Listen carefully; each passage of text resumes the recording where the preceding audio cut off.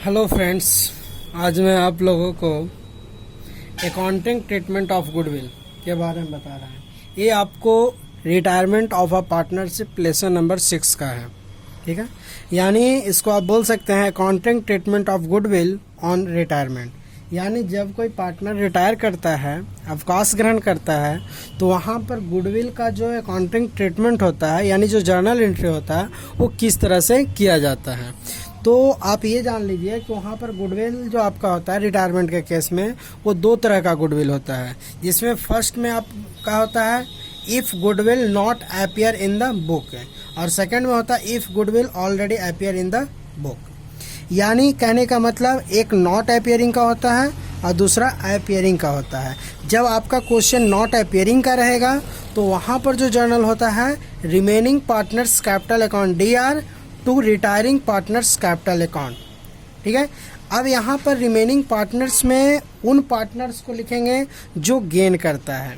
जैसे कभी कभी क्वेश्चन में क्या होता है कि रिमेनिंग तो है, यानी बचा हुआ पार्टनर, यानी रिटायर करने के बाद जो पार्टनर शेष रह जाता है उस कैटेगरी में तो आ रहा है, लेकिन अगर वो पार्टनर गेन नहीं करता है तो इस जगह पर उसका नाम नहीं दिखाया जाएगा। उसी तरह से यहाँ पर to retiring partners capital account है, ठीक है। तो कभी कभी क्वेश्चन जब बनाइएगा तो रिमेनिंग जो पार्टनर होता है, यानी बचा हुआ पार्टनर होता है, उसमें कभी कभी कोई पार्टनर सेक्रीफाइस कर जाता है, तो उसको भी हमको टू करके यानी नीचे क्रेडिट में लिखना पड़ेगा, जो पार्टनर सेक्रीफाइस करेगा। इसीलिए हम यहाँ पर देखिए डिनोट कर दिए हैं बाबू कि रिमेनिंग पार्टनर्स में सिर्फ गेनिंग पार्टनर्स को लिखा जाएगा और रिटायरिंग पार्टनर्स वाले में उन पार्टनर्स को लिखा जाएगा जो सैक्रिफाइस करेगा, यानी त्याग करेगा, ठीक है।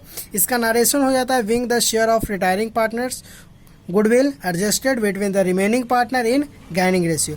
यानी यहाँ पर जो गुडविल आएगा रिटायरिंग पार्टनर्स का, उसको एडजस्टमेंट जो हम एडजस्टिंग करेंगे उसको हम गेनिंग रेशियो में करेंगे।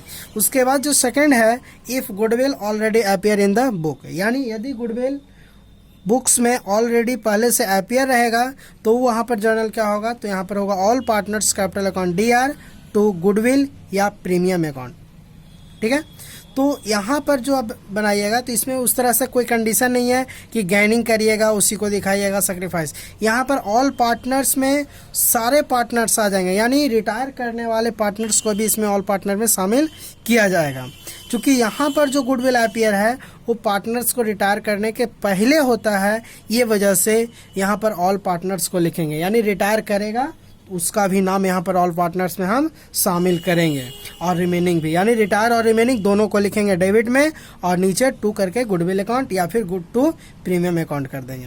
नरेशन में हो जाएगा wing the goodwill distributed between all partners, यानी सभी पार्टनर्स के बीच में इन ओल्ड रेशियो में, यानी यहाँ पर जो गुडविल आएगा उसको हम बांटेंगे किस रेशियो में, ओल्ड रेशियो में। अब ये तो हो गया सर आपका जर्नल, लेकिन आप पहचानिएगा कैसे कि आखिर नॉट अपीयरिंग का क्वेश्चन है या फिर अपीयरिंग का क्वेश्चन है। क्योंकि आपके क्वेश्चन में ये नहीं लिखेगा कि नॉट अपीयरिंग का है या अपीयरिंग का है। तो पहचानने का देखिए बहुत ही सिंपल तरीका है। सबसे पहली बात कि अगर आपका अपीयरिंग का रहेगा तो ये शब्द जरूर लिखेगा क्वेश्चन में, अपीयर इन द बुक करके goodwill appear in the book शब्द का इस्तेमाल करेगा। जब अपीयरिंग का रहेगा तो अपीयर शब्द का इस्तेमाल जरूर करेगा, गुडविल के आगे करे या उसके तुरंत बाद करे, यानी अपीयर शब्द का इस्तेमाल करेगा। तो समझ जाइएगा कि अपीयरिंग का क्वेश्चन है। और अगर नहीं करता है, यानी अपीयरिंग के जगह पर सिर्फ लिख देगा वैल्यू ऑफ गुडविल, यानी सिर्फ वैल्यू करके अगर बता देता है तो आप समझ जाइएगा कि नॉट अपीयरिंग का है। यानी पहचानने का एक सिंपल तरीका कि जब सिर्फ वैल्यूड करके लिखेगा कि वैल्यू ऑफ गुडविल 50,000 या 20,000, यानी सिर्फ वैल्यू करके लिखेगा तो आप समझिएगा कि केस 1, यानी जो पहले कैटेगरी का जो गुडविल है उसको उस तरह से एडजस्ट करेंगे। लेकिन अगर अपीयर शब्द का इस्तेमाल कर लेगा जो दूसरे कैटेगरी का जो गुडविल होगा इस तरह से एडजस्ट करेंगे। इस तरह से आप अकाउंटिंग ट्रीटमेंट ऑफ गुडविल का करिएगा। कब? जब कोई पार्टनर रिटायर करेगा तब, यानी ये जो अकाउंटिंग ट्रीटमेंट होगा वो सिर्फ और सिर्फ रिटायरमेंट के केस में होगा, ना कि एडमिशन, डेथ या डिसोल्यूशन के केस में। सिर्फ कहाँ होगा? तो रिटायरमेंट के केस में। इस बात को हमेशा ध्यान रखिएगा कि ये जो अकाउंटिंग ट्रीटमेंट करेंगे हम रिटायरमेंट के केस में करेंगे। ओके।